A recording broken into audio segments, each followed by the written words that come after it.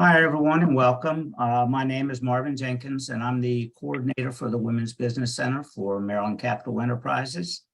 And we're a nonprofit organization, and we assist women entrepreneurs who are either starting a new business or expanding their existing business. We service the Eastern Shore of Maryland, Baltimore City, Baltimore County, and Anne Arundel County. We offer a lot of educational programs like the one that you're a part of today. A lot of the workshops, one-on-one counseling, one-on-one consulting, loan assistance, as well as we do help with business plans. We have offices here in Salisbury, Maryland, and we also have an office in Baltimore also. And I'll put my contact information in the chat section as we after we get started. And without holding up anything any further, today's presentation, bookkeeping, it's both part ones and part two. We were going to have part one, I think it was Thursday or Friday of last week. We only had a few show up, so we decided to combine them and do them both today. So with that, I'll turn it over to Maxine Whitelock, who is the CPA, and she is the CEO of Max's Taxes. And with that, Maxine, I'll turn it over to you, and you can give a little introduction and keep on going, I guess. And by the way, if anybody has any questions, you can either put it in the chat and or you can as we go take yourself off of or unmute yourself and go ahead and ask the questions as we go. So with that, I'll turn it over to you, Maxine. All right, thanks, Marvin. How are you doing? Good morning, everybody, or good afternoon. My name is Maxine Whitelock, and I am a CPA. I run a small tax practice in Stevensville, Maryland.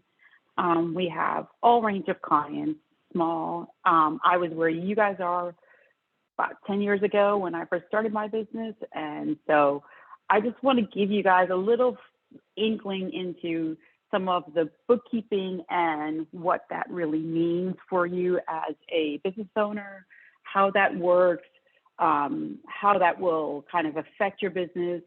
We're going to kind of walk through this with transactions. We're going to walk through it with a sample business and kind of show you the day-to-day of what accounting is going to look like for you as a small business owner, and how that kind of affects the bottom line. Just like Marvin said, if you have questions as we're going along, please feel free to unmute yourself, ask a question.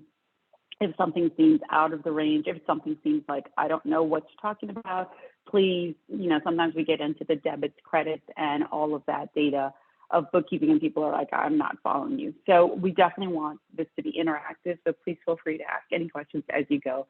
I have no problems with you interrupting.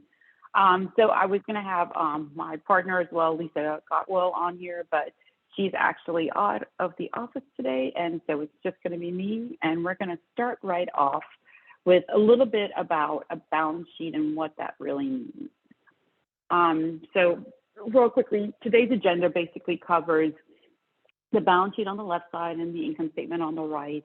We're basically going through and taking care of all of the transactions that would happen in any kind of corporation, any kind of organization, how that affects that, basically the financial statement that gets looked at. Typically, your financial statements are being reviewed by banks, when you do your tax return, that's definitely a point where that becomes a big deal, especially your income statement.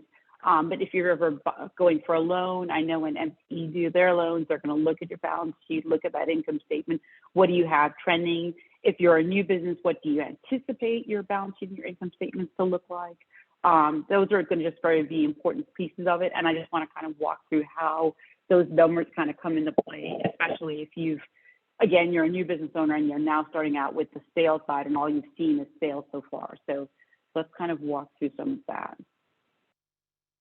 And sorry, so there's a definition page. I'm going to send this out. I'm not going to read you these things, but then you basically just kind of go through what a balance sheet is, what all of the items we're going to talk about, and how they affect your business. So we're going to start on the balance sheet side because to me, this is the important piece of it. For most clients, they really, Yisha? Yes, the question is, can we do a balance sheet ourselves? Because I have an accountant. I heard you mention something earlier about you had a client and he thought he made a lot of dollars, and when he did his taxes, he didn't. I kind of like heard that end of it. I kind of like went through that portion. But in reference to the balance sheet, that's a balance sheet that I could actually do myself with QuickBooks, because I missed a QuickBooks class because that passed already. So that's Right. the question. So, right. So absolutely. So the question is really, can you do a balance sheet? So one of the things we're doing with this bookkeeping class is we're kind of going back to basics. If you have an accounting software, they're going to do your balance sheet and your income statements for you. As long as you put all the data in the system, it's going to come out with a balance sheet, and the balance sheet and the income statement will be generated by the system, be it QuickBooks, Xero, any of the accounting softwares out there. The biggest issue I find why we felt that the bookkeeping class is also helpful is, though the system will do it for you, we get lots of clients that walk in here and don't understand why their statement isn't making sense. They're like, I know my bank statement says I have $50,000 in the bank, but I only really have 30. Why is my number in my QuickBooks system showing this number? And so I think understanding some of the bookkeeping behind it will make it easier to understand when you're putting those transactions into a software, how that comes out. But you can always do a balance sheet. You can do an Excel spreadsheet. I have people with Excel spreadsheets. I have people who are still doing it by paper. So hopefully the basics of this will help you understand how to do that, definitely, as you go along. So as you can see here with the balance sheet formula, basically that's going to be your total assets, which is going to equal your shareholders' equity and total liabilities. Looks kind of simple, easy. We're going to walk through what that means, what that really means. So our next page, again, just goes through an explanation of what a balance sheet is. We're not going to just sit here and read this. So for today's class, we decided that we were going to start a pet veterinary. Go ahead. Is there going to be a picture up of what you're speaking about? Can that actually be put on the screen? Can you see my screen? I can see your screen, but I don't see no pictures. As far as You what you're don't see saying. any. So are you seeing the fact sheet at all? No, it's not. Nothing's not being shared on my end. The dog. Sorry. Yes.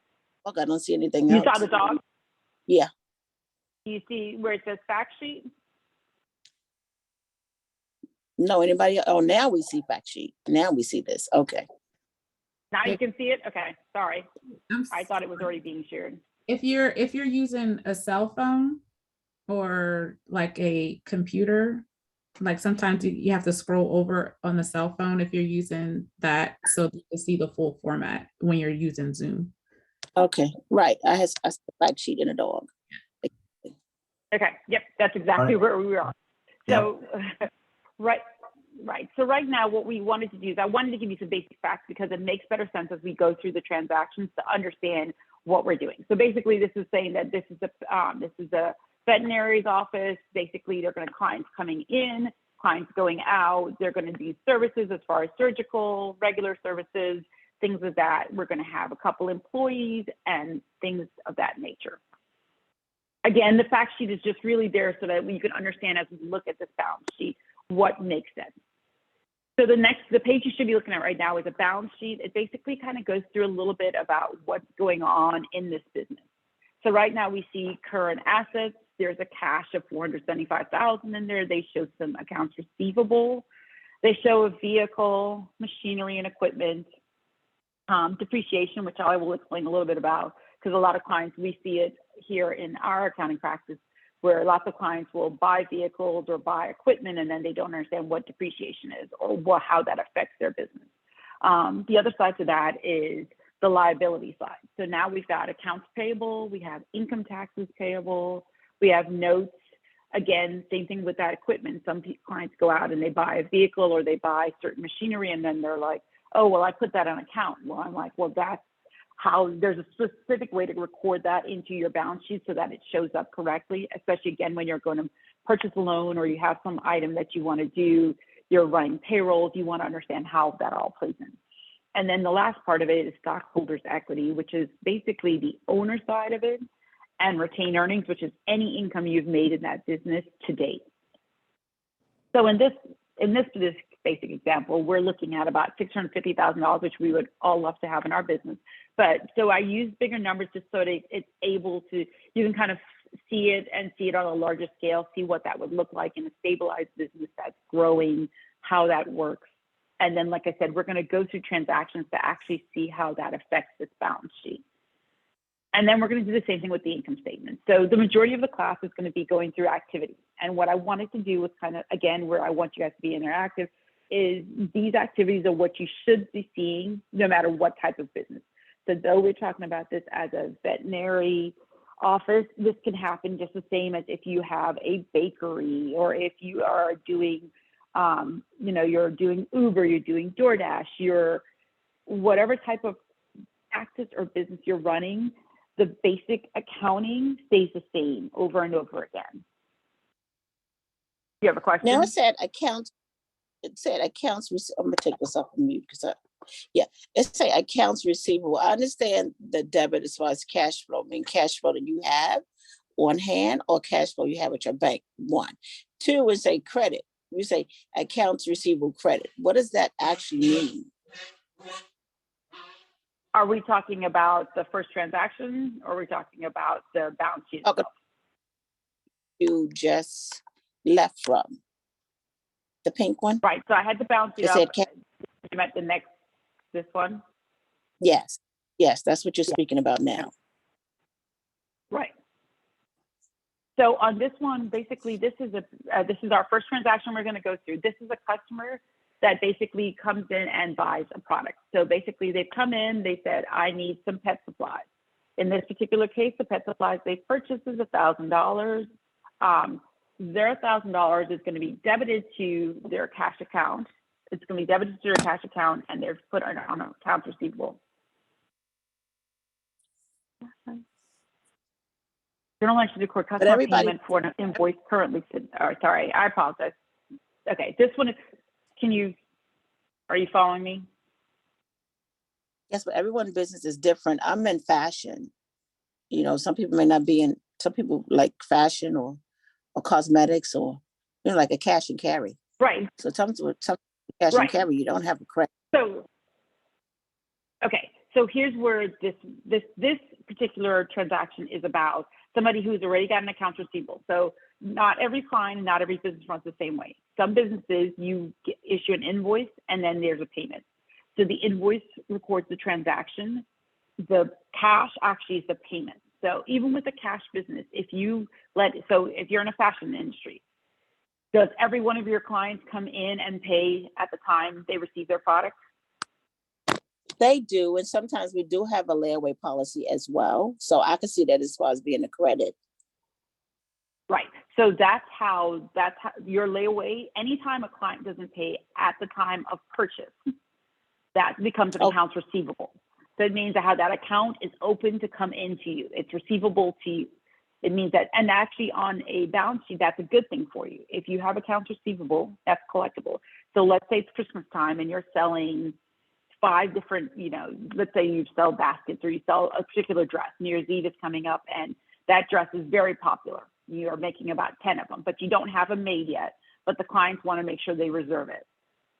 You can record that sale at the time that they've put a deposit down, or they've put that sale in. I want this.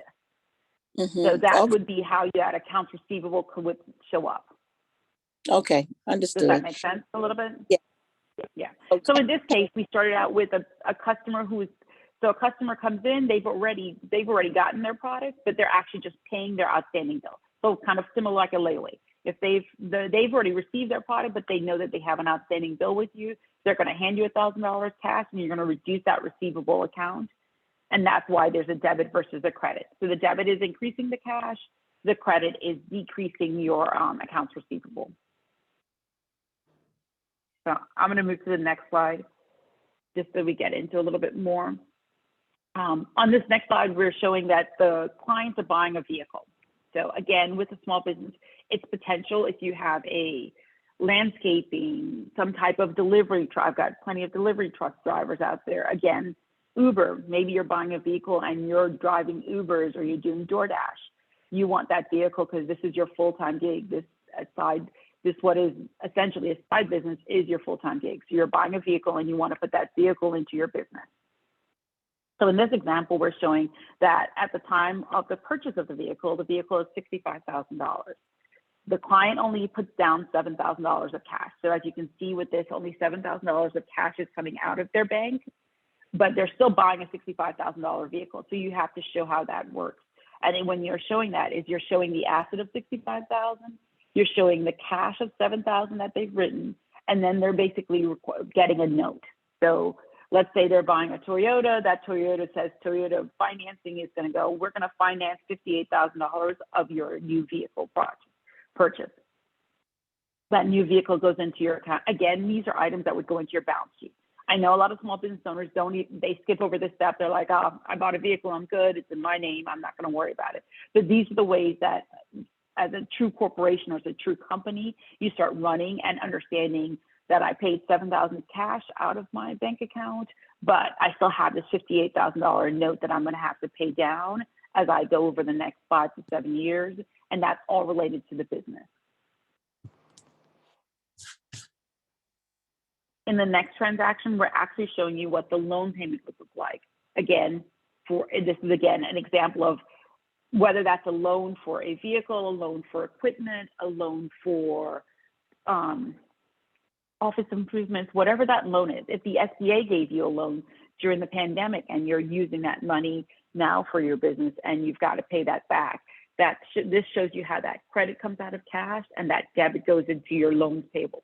I can't tell you how many clients we've done this past year that are new clients that have come in and gone, oh, the SBA gave me a loan, and we see it on the books as revenue, or we see it on the books as loan, but their payments are showing in the P&L. And so what happens is they're just recording the transaction incorrectly, which means they're also getting incorrect credits. I had clients who showed their SBA loan on their revenue and they paid taxes on that. Well, they didn't have a tax due on that because it was a loan. The loan is payable back to the SBA, and therefore the SBA loan would just sit on your balance sheet. And that's kind of why we're trying to talk balance sheet versus income statement. So all of these transactions we're doing right now all relate to the balance sheet, and we're going to show you kind of how that all plays out after we go through. It's only about 5 or 6 transactions, then we'll show you how that all kind of affects your balance sheet so you understand what the point of it is. So here's our next one. So that was our loan payment. The next one is they're purchasing equipment for the office. This is medical equipment that's coming into the office, how that affects your fixed assets. And essentially, and you can see with each of these, and I will share all these slides with you, but this basically shows you here's a transaction, the equipment's being added into the fixed asset, but we also are increasing our notes payable because we bought this again on loan. We did not spend any cash. So you're not depleting your cash account. What you're doing is increasing your liabilities. So you have a liability now for the car that you purchased, you have a liability for this equipment you just purchased. So you want basically to understand how that liability account is increasing though, and not decreasing your cash, but still again, using your funds in a correct way or a way that makes sense for you. This one, we're buying surgical equipment. This is basically supplies. So this would go into your profit and loss statement as an expense. That's why it's being debited there. And then the accounts payable just means that you're putting it on account. So just like when your clients come in, if they purchase items from you and they're not paying at the time, it would go into an accounts receivable. If you go into a vendor and you're like, again, let's say for fashion, you're going in and you're buying material. I need to buy this material from Joanne, but you're putting it on account. You're not actually paying them cash. You're going, I will pay you once my clients pay me. That accounts payable becomes a liability to you. On to the next transaction. So our next transaction is basically just a straight, again, another sale. So we've got a product sale here. So we've got some pet products that are being sold and it's going on accounts receivable. Again, the client, we're paying this and we're not expecting we don't have the cash coming in the door. There's no money transferring hands, but there is product transferring hands. So again, this is making adjustments to your balance sheet without that money coming in the door. And I know with most small businesses, you try to focus on mostly cash sales, not accounts receivable, but as you understand how the accounts receivable works, it'll help you kind of go, okay, well, I can see now how that's helpful to keep an accounts receivable in your balance sheet. And again, this is another one where the client's actually paying down their accounts receivable. So the client is saying, look, I can't pay my whole bill, but I'm paying half the bill. So you're getting $2,500 cash, and therefore then reducing your AR by that $2,500. This last transaction is kind of dealing a little bit with the stockholders' equity section, which is basically saying, as a business owner, you're going, okay, I've liquidated a 401k or I have some cash in my bank, and I want to start a business. And as I'm starting that business, that's cash out of my pocket. So I'm putting it in the bank under my business, but here is the other side of that. The other side of that is just basically an owner's investment in the business. And this can happen several times throughout the business. It can happen at the start of the business. It can happen as the business is further along. Most business owners have somewhere along the line where they have to add more money to that business in order for the business to thrive. So those are one of the ways that you want to kind of, again, make sure that transaction is going in correctly. Again, this is another time where sometimes I'll see people put it in their QuickBooks system as cash in, and then the other side of the entry is sitting in as a negative credit someplace else where it doesn't belong, instead of sitting in owner's investment. So here's this balance sheet again. And what we tried to do is we tried to kind of walk through, here was what the balance sheet looked like before, and here are the transactions we just talked about and how they kind of show up into your transactions column, and then what that means for your balance sheet at the end of the day. One of the other things I'm just going to tell you, especially if you do your balance sheet outside of an accounting system, is make sure that your balance sheet balances. It's one of the biggest things I think that happens. Obviously, your balance sheet, no matter what, should always be equal. So if you look at your total asset column, right there at 650 and total liabilities is 650, they should always add back up. So as you can see, we put in that vehicle that we bought, the $65,000 vehicle, but we put in the note down here at, it should have gone in at 58,000 plus the first payment, making it 56. We bought additional equipment. That's the equipment right here. Here's the equipment notes payable. So a lot of what we were talking about with the AR, that's this accounts receivable line here. So as cash was coming into the business, here's all that cash coming in. So we started out with about $475,000, and by the end we had 494. So you did make money, but at the same time you also increased your accounts receivable, and that accounts receivable is now sitting at $86,000, which means when a bank looks at this, a bank treats all of this as some variation of cash. So obviously cash is straightforward, cash is king, but accounts receivable still plays into that number of assets that you have, basically what they consider your positive side of your balance sheet. The other side, obviously, these are the things that they'll look at for the flip of that. So in this case, they had enough money if they wanted you to pay for the outstanding balances here. They could have paid the $286 and cleared their cash down, but they chose to make those notes payable over the time frame and just pay a small amount as they go through. You'll see down here where we just basically show that additional $25,000 the owner invested in the business. So that shows that the owner's investment shows up at $175,000 and just keeps that going. And then, so there you go with your 766 versus 766. Does that make sense? Anybody have any questions? I want to take a quick minute just to make sure that the balance sheet seems to flow the transactions. If you have any specific questions on any of those transactions.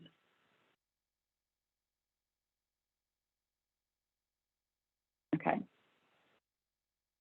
If no one has any questions, we're going to just go and move on a little bit. So the income statement. Question. Sure. I know you talked about cash receivables, and again, a small business owner. A lot of people, you may not have as much cash account receivables. So what do you do in that situation? You have products. So I mean. Right. Well, the product would be on here. So if you think of your products, if you are holding inventory, So Yes. there's two types of businesses that we can kind of really look at. You have your service-based business where, like for our examples, we're service-based. We don't have products that we're selling you.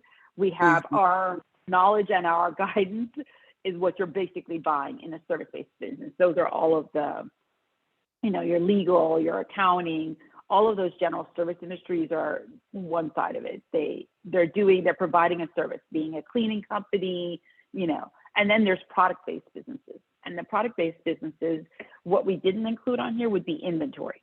So where you see property and equipment as a fixed asset, the other asset you have is inventory. So if you have material, you said tell me a little bit more about your business again. Well, we are African Apparel and Fashion. We have we make items. We have ready-made products. We go to Vegas to trade shows. So we do have some kind of accountability. And we also buy fabric. So if someone wants to get something made, so we do have fabric as well, an area for fabric that someone can purchase and get items made. Or if I would pull it to get something made at a location here in Baltimore. Jewelry and So what I was going to say is real quickly is that would show up here as part of your assets. So any kind of inventory you're holding on, any kind of in progress inventory. So you've got raw material, you've got in progress material, things that are like partially done. And then you have items, finished products. You have the finished product that's able to be sold, but it hasn't sold yet.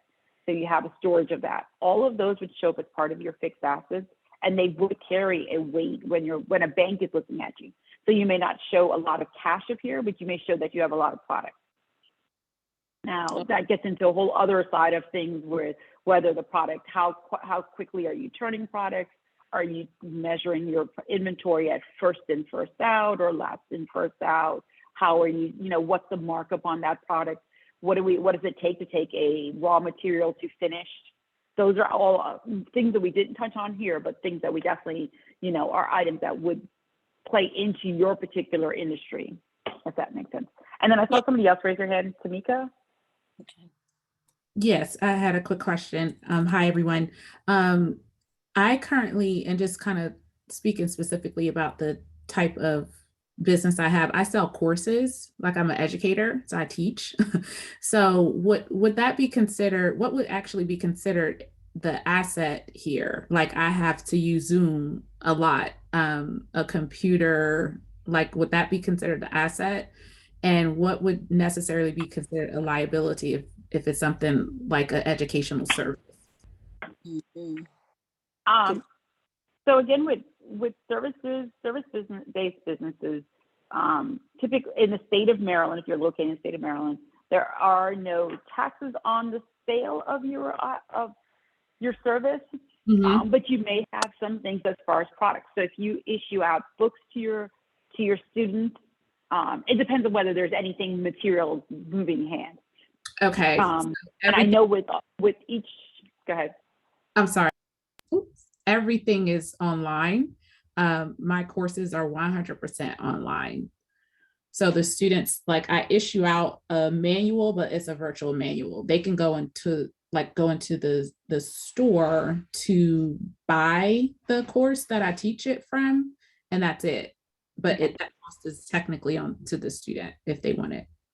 If they want a physical book, I would say it that way. Right. So then you probably don't have very many assets. You may, since it's all online, you still have some intellectual property. Obviously, you've developed the class, you've put it together.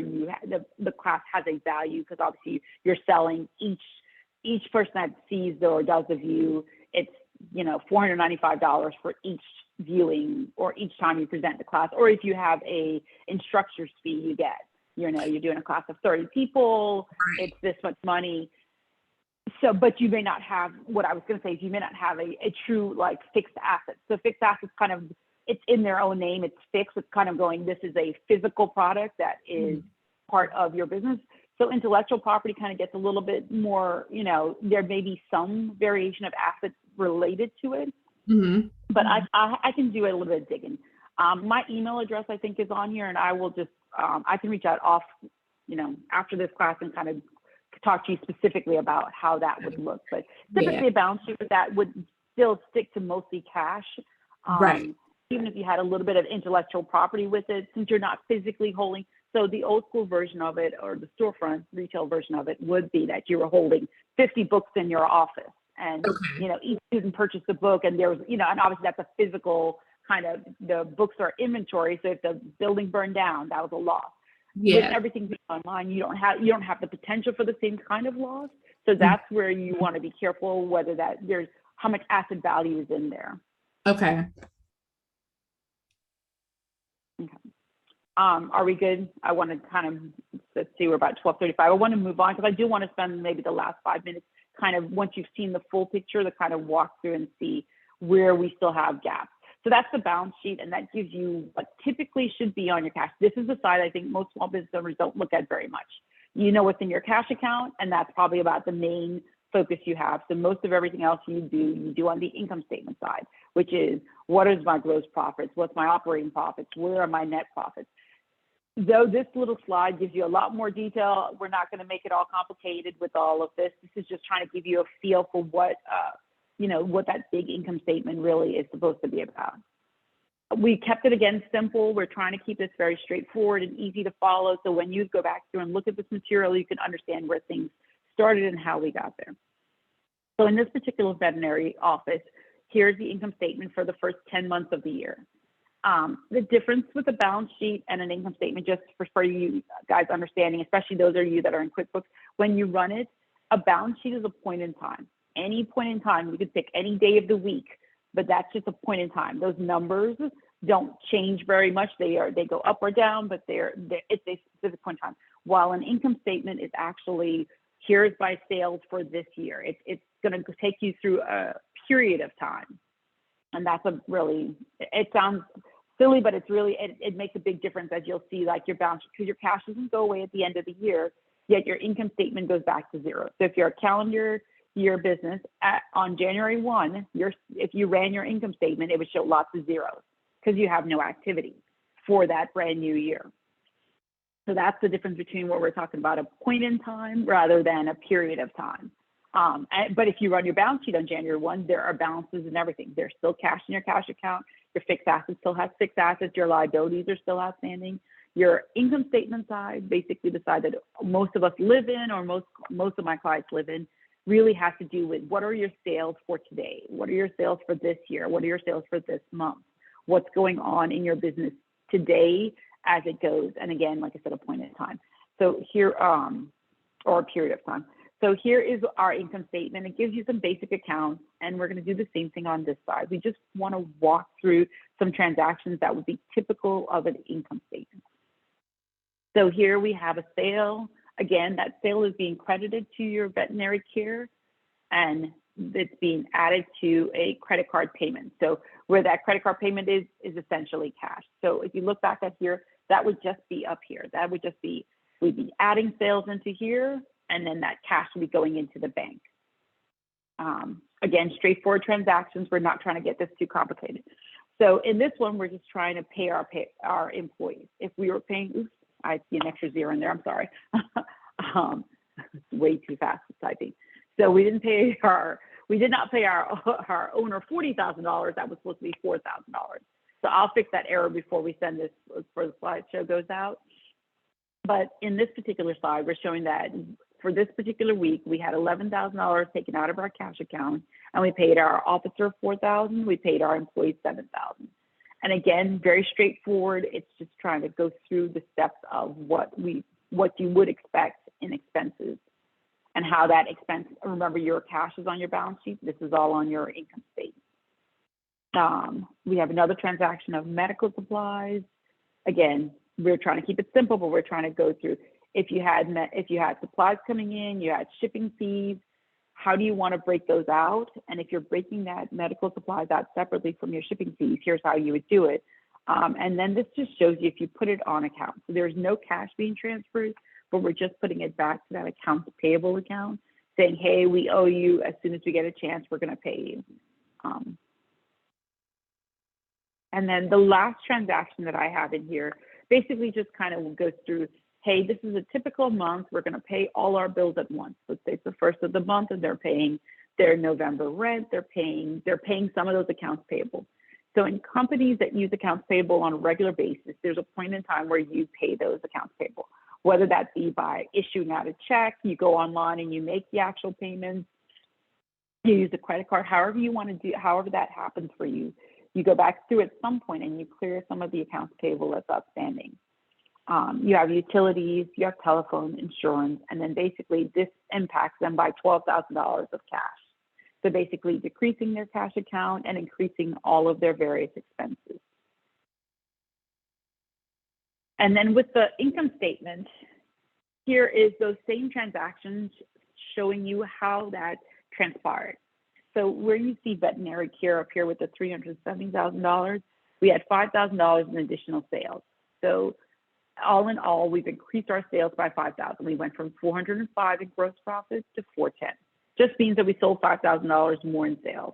That went in there, whether they paid us directly or whether they put it into an accounts receivable, doesn't transpire anything, but it does show us that sale happened. We just showed you basically like our freight expenses, our insurance. Again, all of these things would just keep increasing your expense on this column here for your income statement. Again, we went through and showed officers, rent, whatever. So for most of the small businesses I'm talking to right now, this is your normal. This is what you guys deal with every day. I sold $50, I spent $25. What it was like, the $25 spend is where we want to be, especially as a tax accountant. I'll tell you, that's where most of us live. Can you manage what you're spending money on? Where is it going? And have you covered all of the costs that are involved in your business? So for those of you, if you're not using an accounting system, this is where you want to kind of make sure, what am I spending money on? And you're tracking it. For the IRS, they require that you keep receipts. So if you're spending money, let's say, for example, we showed you that medical supplies, you want to keep that medical receipt along with your freight receipt that shows, hey, I spent $2,100 and this was all for the business. If you've got insurance on your business, insurance on the owners, insurance on that new equipment you just bought, all of that would come into play as expenses related to your business. Your salary can be considered an expense of the company. We show it here as an expense of the company. It only is an expense of the company if you're an S Corp, a partnership. Only in those instances, or a C Corp, are you a expense. If you guys are running a sole proprietorship, you're running a basic business, you're not. You've got a tax ID, but you don't have any specific setup for your S Corp. You're not running as a small corporation. You're not running as an independent. You can't deduct your income because for tax purposes, you have to pay taxes on that income. That income is not taxable as a straight tax because if this particular business is a S Corp, which is kind of how we show it set up here, then the owner's wages are deductible. Your rents are deductible, any local taxes you're paying, your telephone and internet, utilities, we show the wages for the employees. And again, we didn't really go into depreciation expense, but I'm gonna just give you a quick tidbit on depreciation. Depreciation basically happens for each item you buy in your business. So if you buy an asset into your business, like where we purchased that vehicle before, that vehicle would actually show depreciation. And depreciation typically just means that a fixed asset doesn't stay at the same price for its entire life. That fixed asset has a value on the day so kind of a perfect example is a vehicle. You go to the dealership, you buy that vehicle has a price of $65,000 that day you walk off. But then it starts depreciating. And I know for some of you guys, you've heard these terms, you're like, well, I'm not really sure what that means. It just means that value of that asset goes down throughout time. So same thing with your inventory, if you had inventory on there, your inventory goes down as time goes on. So the material hasn't changed. Let's say whatever material you purchase in that business, if you've got it sitting aside in a garage, maybe that color is out of style and you're not able to sell it. So basically you're still gonna have to depreciate that value depending on what it is, what type of assets you have and whether that value goes on. And that's where your depreciation expense kind of comes into play here. So we kind of go through and say, here is what the income statement would look like after our transactions.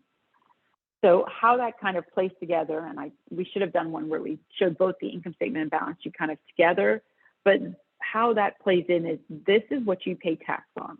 This is your kind of livelihood for the year.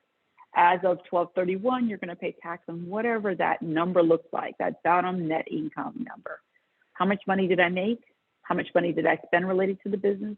And what is left over that I need to pay tax on? That's where your tax is going to sit. But your balance sheet could still be holding a lot more cash. You could have other items in there. That balance sheet is really about housing your assets and your assets and your liabilities.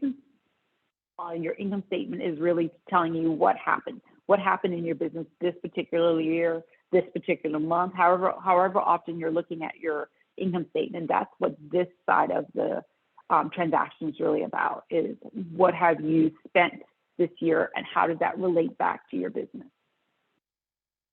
I think, yeah, well, we went through that a lot faster than I thought we did. So we're at the end now with questions. I know you guys have been asking questions as you go along. I was just going to go back to the balance sheet and kind of walk through that one more time, just so you can see that balance sheet versus income statements. Anyone have any questions specific to what we looked at so far, or what we've looked at?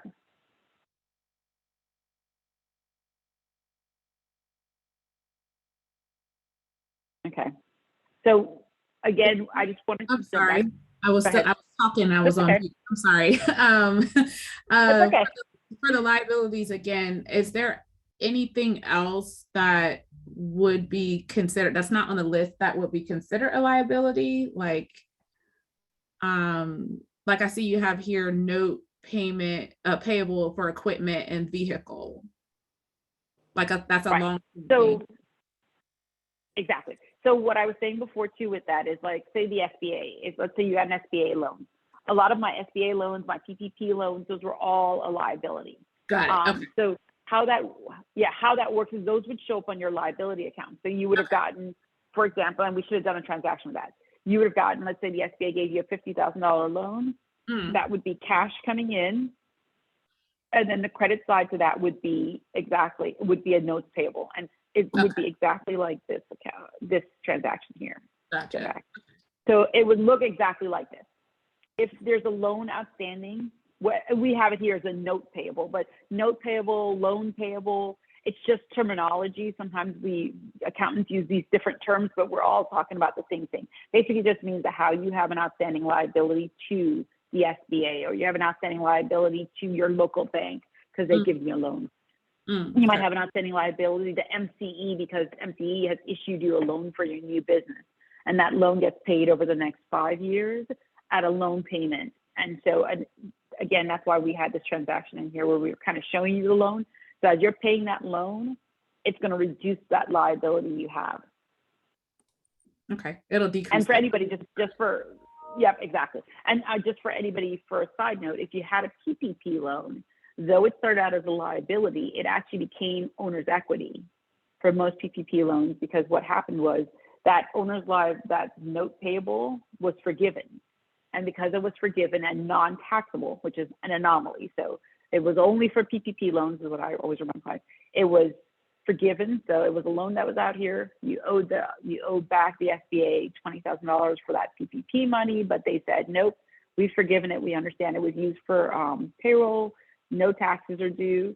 That became, again, there's specific reasons for some PPP that did become taxable, but for most PPPs that were within that small business community, it came out of here and it became basically an owner's not really so much an owner's investment, but a retained earnings or an equity item.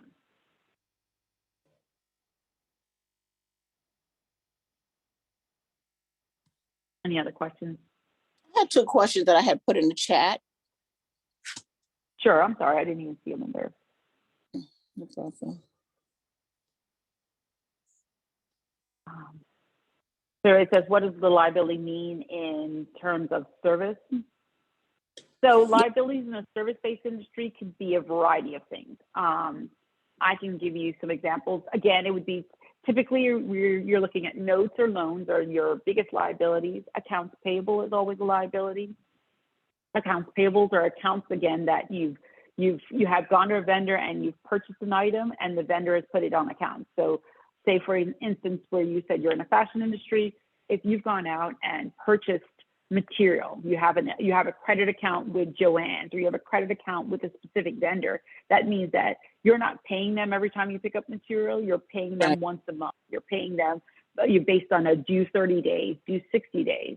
Each vendor is different, so each vendor may have a different type of requirement. They may require a 20% down payment and then payments over the next 6 months. Those are all different, but those would be an accounts payable liability. Income tax payable is one of the ones we have here. Payroll is another one, depending on how many people you have on payroll, what type of payroll you have set up. There's payroll liability accounts that we would be in there as a liability as well. So would that be the same? New car. Would that be Go the ahead. same as a credit card as well? Because sometimes I do have a credit card under YBI African Apparel and Fashion, so that would be considered a liability as far as items that I purchase and I pay with a credit card, but I'm paying it later per month.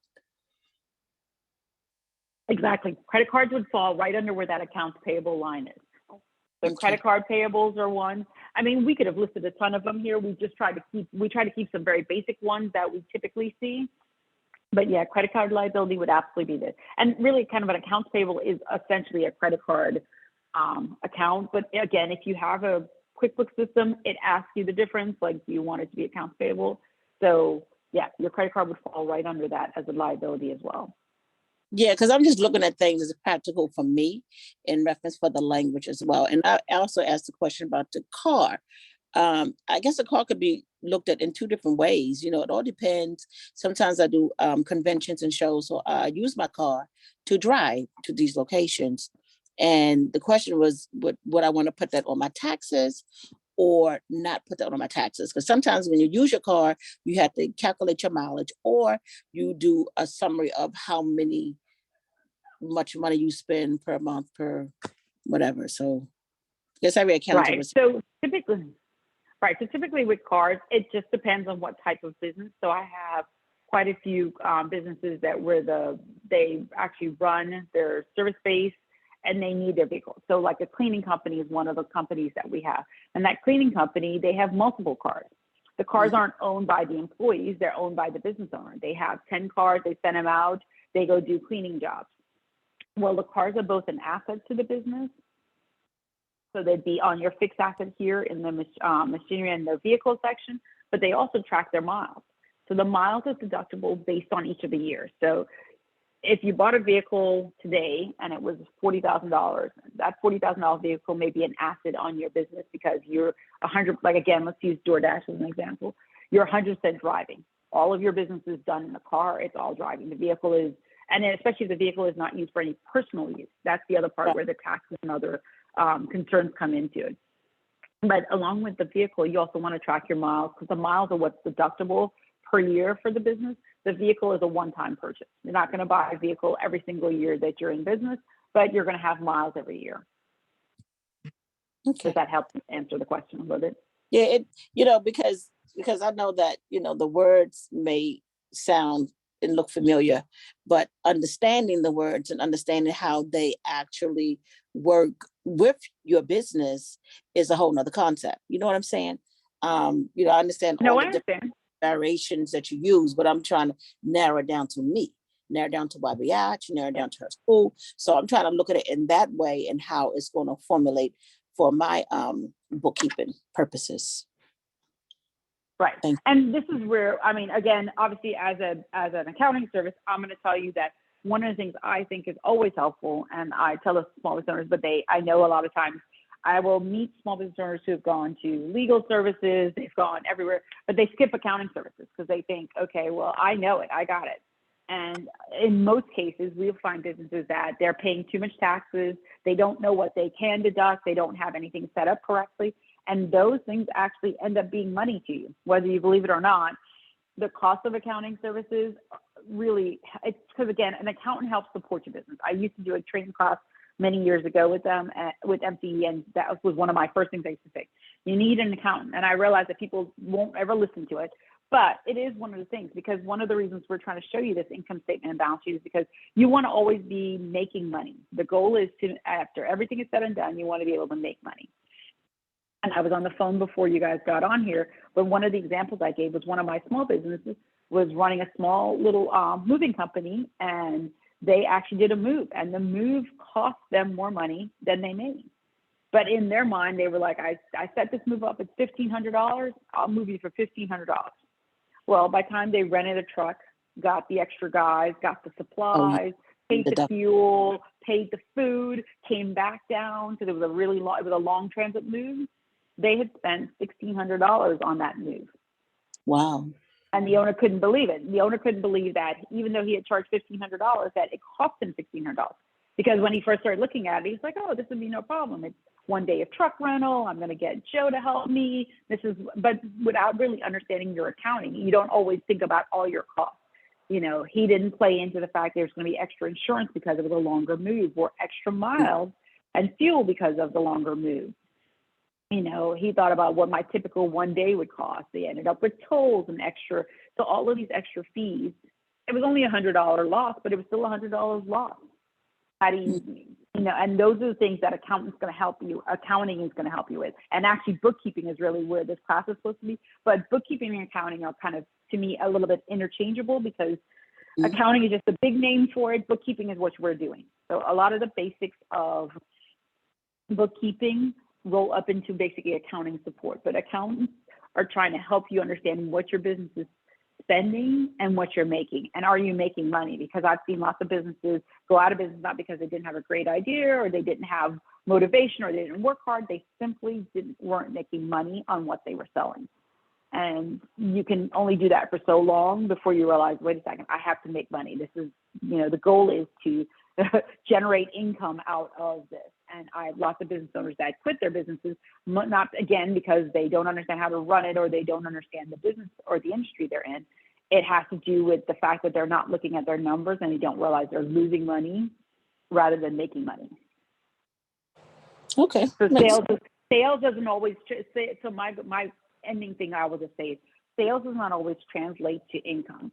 You know, sometimes you can sell a product and you're selling, you're doing great with the sales.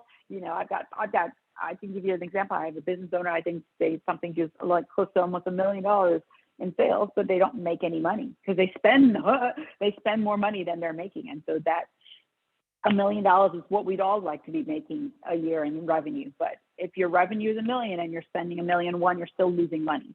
So you're not, you know, again, and it may just be simply they have to manage their costs a little better. But again, that's where the accountant comes into play, really understanding what am I bringing in and what am I spending it on?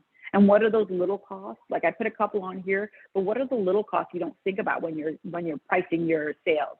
You're not pricing out your telephone and internet costs or your utilities. You're not usually pricing that out in your head, insurance.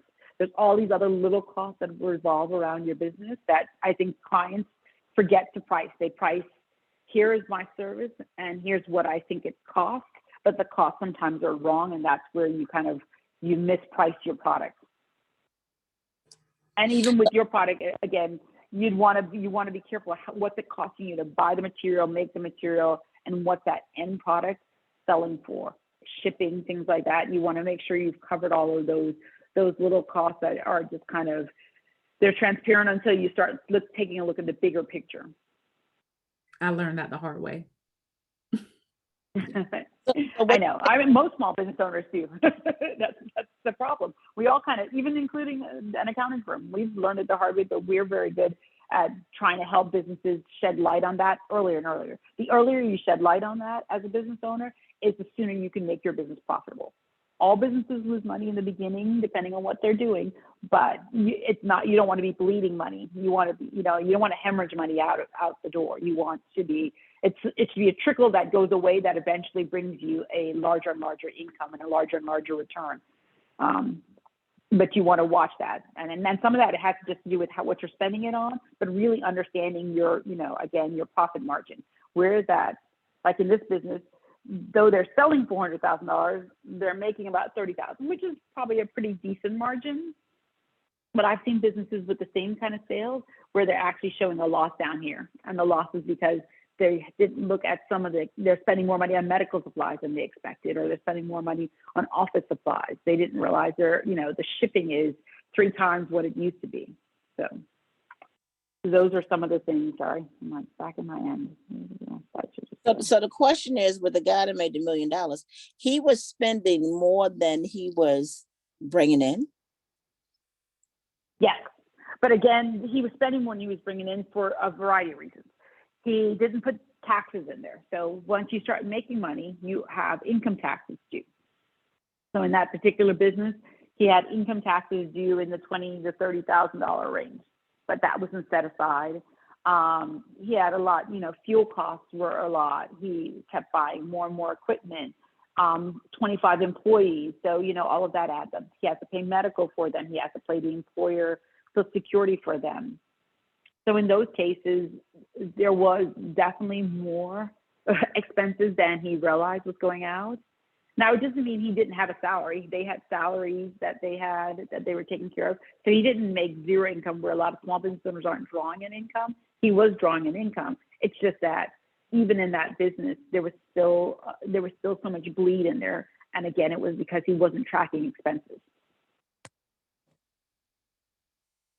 So those are some of the things that I think it's important to just really, like I said, again, understanding your income statement and knowing where you stand. We're right at 1 o'clock right now. We could go a few minutes over if anybody has more questions. I'm going to make sure I share my information and the slideshow. The slideshow, again, Great. It may not be exactly your business, but it's going to help you kind of understand what is this transaction and how did that relate.